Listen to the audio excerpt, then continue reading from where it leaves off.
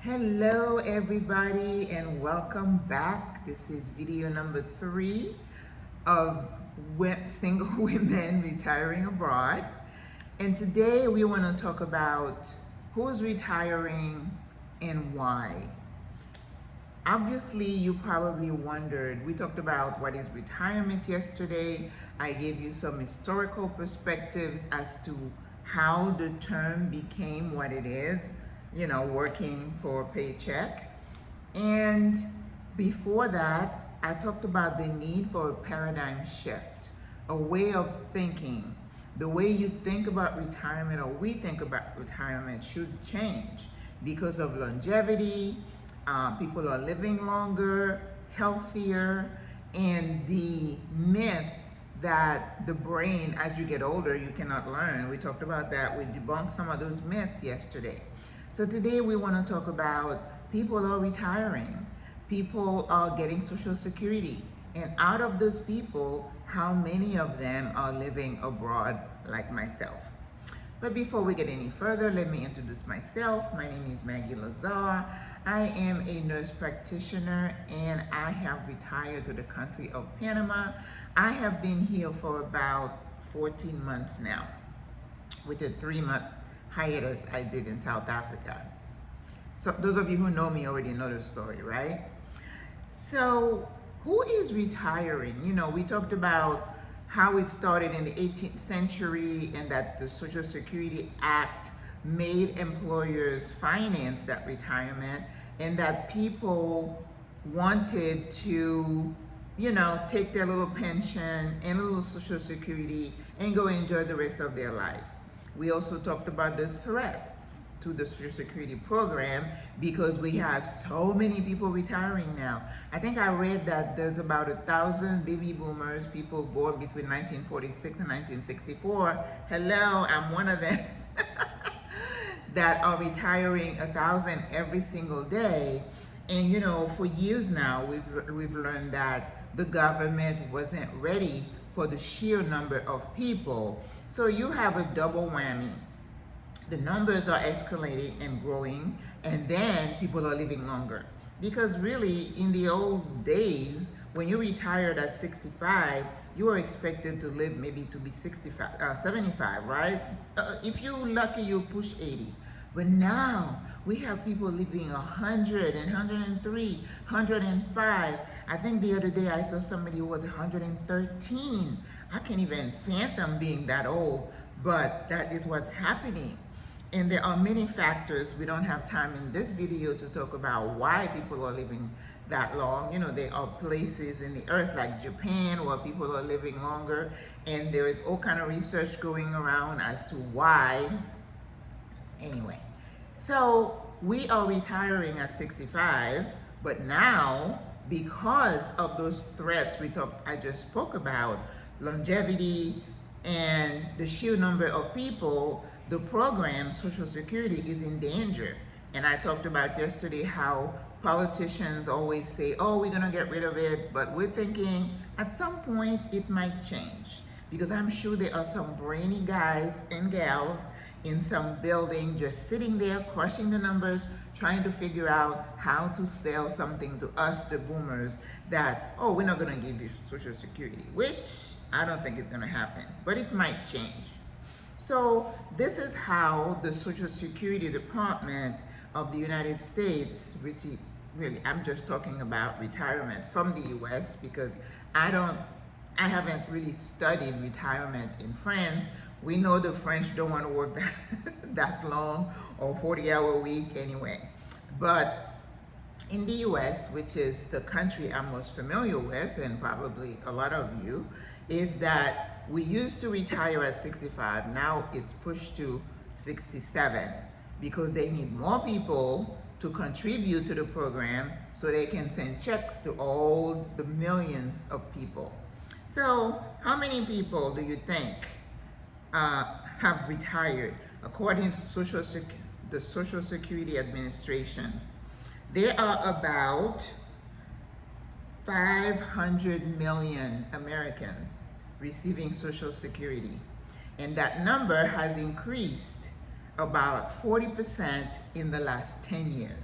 And that data is 2021. So which means in 2024, there's always a lag before they can, punch all the numbers. It's probably more than that, right? But out of those 500 million, they say that about 450,000 of those retirees are living abroad. And the reason they know that is that those people have made applications to have their Social Security deposited in their country of residence. But there are some people like myself who are still having our money deposited, in the US bank. I'm not counted in that. So that 450,000 is probably higher, okay? So they're saying about 1 in 6 seniors are living abroad. That's a lot of people. The number is going to continue to grow, those who are getting Social Security and those who are living abroad. Now, I was a medical provider in the healthcare system in the US, and a lot of us have multiple reasons why we move abroad, why we even contemplate the idea of spending the next 20, 30 years of your life in a country that is not your country of birth or the country where you live in, like myself. So there's a lot of data out there as to why people are choosing to retire. Again, the word retire, you guys know how I feel about that. That means spending your non-working years in a different country. The first 3 top reasons that they come up with, and it's not going to be any surprise to any of you, is cost of living. You guys know housing is in a state of crisis. There is a lot of buzz about, that people always complain about a shortage of affordable housing, and affordable is relative, right? What's affordable to you may not be affordable to me. Affordable housing, and as you get older and you're taking Social Security, which can run the gamut of how much you get, is it $1,000 up to $5,000, $6,000 a month? How much of that is going to go toward housing? And I think, don't quote me on that, they say no more than 30% of your income, the money you have coming in, should go toward housing. Some people are paying 50% of their income into housing. That's the house, the upkeep, the insurance, right? Medication, that's number 2. The cost of healthcare in the United States is insane. And I used to do home care. I used to go into people's home. And when I say, let me see what medications you're on, and I'm always shocked when they bring a bag full of bottle after bottle after bottle. And I'm like, oh my God, you're taking all that. And as a home care nurse, what my job used to be was to say, well, you're taking 2 of the same. You've been taking this since 1955.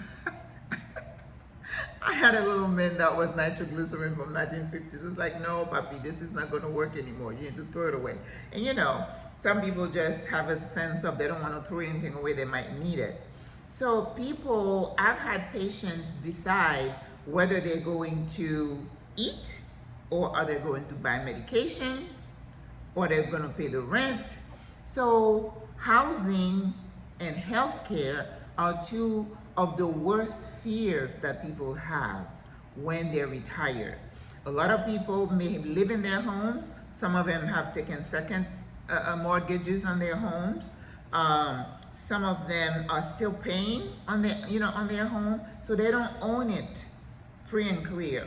And even if you own your home, the upkeep, the house is going to start falling down, the repairs.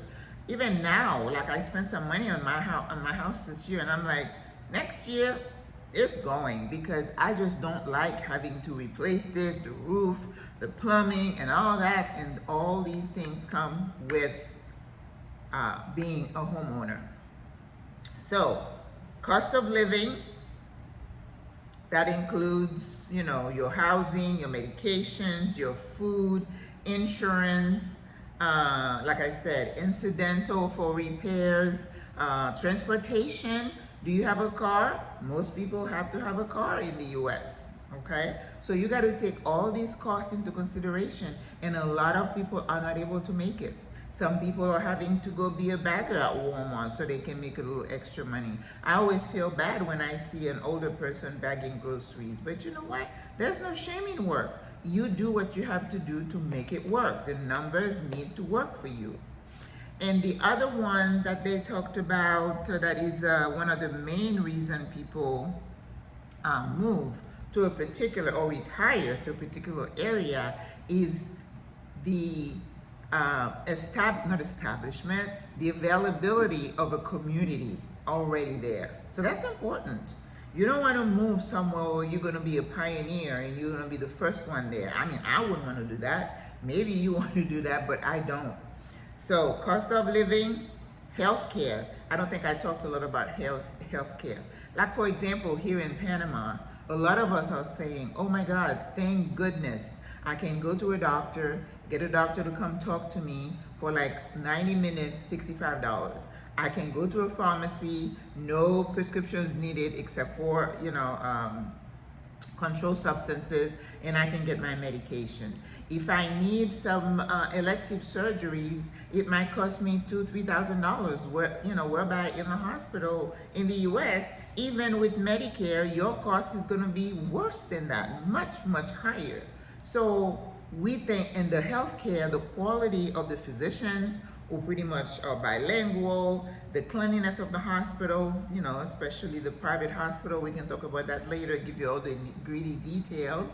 But that is a big reason that people love being in Panama, in places like Costa Rica and Ecuador, what's the other one? Colombia. People talk about all these places in South and Central America. I've also heard about Thailand, and I don't know about Singapore, but Thailand, a lot of people retire there. So cost of living, healthcare, and community. So as you considering moving someplace, and I want to say that when we're going to have another video about how you choose where to go, you need to write down your must-haves. Then you got to go like a scientist and do the research. And don't let your emotions get in the way. Oh, I love the pretty beach. Yes, you do, but can you make it work on a daily basis? A lot of people have gone to say, I'm a beach person, and they go to places over here, and then after about a week or two, they're like, oh my God, I'm so bored. I need to get... Well, I knew that myself. What I discovered after leaving South Africa is that I don't do well with critters. So that has changed my perspective as to where I want to live. I'm here, I have a lease till about December. I still could change my mind, but I like flexibility. I like accessibility. I don't like being in a high rise, but is it the number 1, number 2, or is it a number 8? So you have to look at it from a practical, rational point of view and not get all mushy about a place. It needs to make sense for you as a single woman. Safety, healthcare, accessibility, transportation. I mean, all these things are super, super important.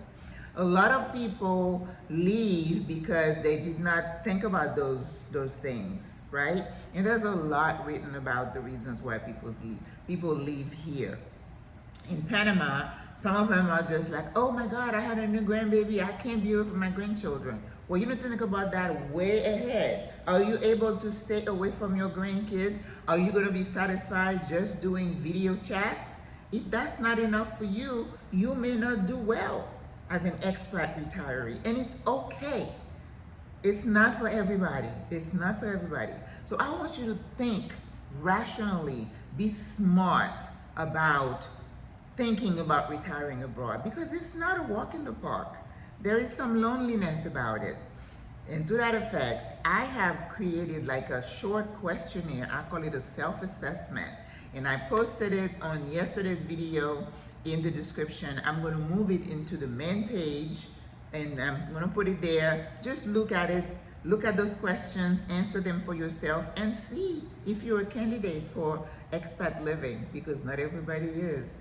Alright guys, so I hope you enjoyed today's video. I will see you tomorrow for video 4. Au revoir, à la prochaine. Bye bye.